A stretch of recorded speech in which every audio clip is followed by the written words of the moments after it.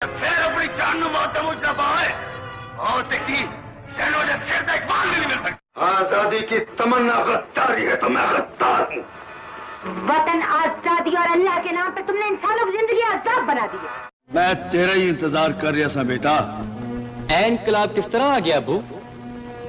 ہمیشہ مینوں انتظار کرنا پیا. بدماشا نو مکان دیتے میں سو کھادی ہوئی. آج تیری بدماشی کا گند چک کے اپنے ملے چپار. السلام علیکم، کیسے ہیں آپ لوگ؟ سلطان رائی صاحب، ان کا جب 1996 میں قتل ہو گیا، مرڈر ہو گیا، اس کے بعد جب ان کا جنازہ رکھا گیا تو ایک ایسا واقعہ پیش آیا جو آپ نے اب تک نہیں سنا ہوگا. آج میں وہ آپ کو سنانے جا رہا ہوں. سننے کے بعد آپ نے اپنی رائے ضرور دینی ہے اور کمنٹ سیکشن میں ضرور بتانا ہے کہ آپ کو پہلے معلوم تھا یا نہیں.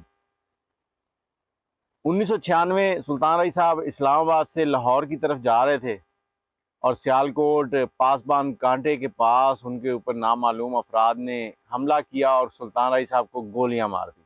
اب سلطان رائی صاحب جو ہے نا، ان کا جب جنازے کا ٹائم آیا تو جتنے بھی اداکار، ایکٹر، فلمی دنیا سے جڑے ہوئے لوگ دوسرے شہروں میں، گجرات، کہیں بھی کام کر رہے تھے تو وہ پہنچ گئے لاہور. اور میں آپ کو بتاتا چلوں، لاہور کی تاریخ کا سب سے بڑا جنازہ جو تھا نا فلمی دنیا کے اندر، سلطان رائی. اور اگر عام روٹین میں دیکھا جائے تو سب سے بڑا جنازہ جو تھا وہ غازی علم دین شہید کا تھا، اور دوسرے نمبر پر جو بڑا جنازہ لکھنے والے لکھتے ہیں کہ وہ سلطان رائی صاحب کا تھا. اگر فلمی دنیا میں دیکھیں تو سلطان رائی کا پہلا نمبر تھا، ایکٹنگ میں بھی پہلا نمبر. اور کہہ لیں کہ دنیا سے جب رخصت ہوا تو لوگوں نے اسی محبت کے ساتھ رخصت کیا جس محبت سے اس کو جیتے جی چاہتے تھے. اور لکھنے والے لکھتے ہیں کہ سلطان رائی صاحب کے جنازے کے اندر تقریباً 2.5 لاکھ لوگوں نے شرکت کی تھی. اب یہاں پر فلمی دنیا سے جڑے ہوئے لوگ، وہ جو اداکار تھے وہ بھی شامل تھے، اور جو فلمی دنیا سے جڑے ہوئے محبت کرنے والے تھے، جو ان کو دیکھنے والے تھے، وہ بھی شامل تھے. جو پہنچ سکا وہ پہنچا، جو دور تھا اس نے دور بیٹھ کے دعا کی. اب یہ کہہ لیں کہ پنجاب، لاہور کے اندر یہ جنازہ ہوا تو جو پاس کے اضلاع تھے وہ لوگ تو پہنچ گئے، اب جو دور تھے وہ پہنچ نہیں پائے. 2.5 لاکھ کے قریب لوگوں نے جنازہ پڑھا. اب ایک ہمارے جاننے والے ہیں، انہوں نے یہ ساری سٹوری سنائی ہے کہ انیس سین بھٹی صاحب جو تھے نا، وہ بھی اسی جنازے میں شامل تھے. اور انیس سین بھٹی صاحب نے ایک ایسی خواہش کا اظہار کیا اس جنازے کے بعد کہ آپ بھی سوچیں گے کہ کاش ایسا ہو جاتا. جنازہ ختم ہو گیا، انیس سین بھٹی صاحب ہمارے دوست ہیں، ان کے ساتھ بات کر رہے ہیں تو ان کو بتاتے ہیں کہ کاش میرا بھی جنازہ اتنا ہی بڑا ہو، میرے جنازے میں بھی اتنے ہی لوگ شامل ہو جائیں. کیسی حسرت ہے. انیس سین بھٹی صاحب، ان کا کوئی چھوٹا نام نہیں ہے، وہ بھی فوک سنگر، پلے بیک سنگر، میلوں کے اندر گانے والے، رائٹر، پروڈیوسر، ڈائریکٹر، سارے ہی کام کر چکے تھے. تو وہ اس چیز کی حسرت کر رہے ہیں کہ سلطان رائی جیسا جنازہ ان کا ہو جائے. لیکن تقدیر میں کچھ اور ہی تھا.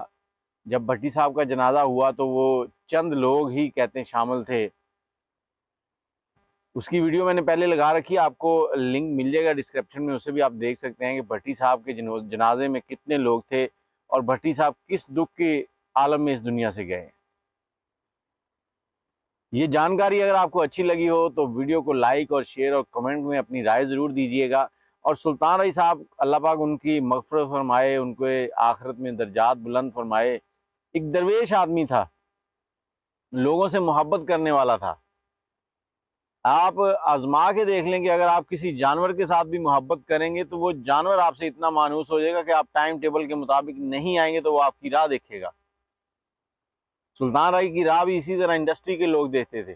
جس دن سلطان رائی کی کوئی فلم کی ڈیٹ نہیں ہوتی تھی نا، تو سلطان رائی اگر یہ اسٹوڈیو نہیں جاتا تھا تو لوگ فون کر کے پوچھتے تھے کہ رائی صاحب آپ آئے نہیں، آج ہم نے آپ کا دیدار نہیں کیا.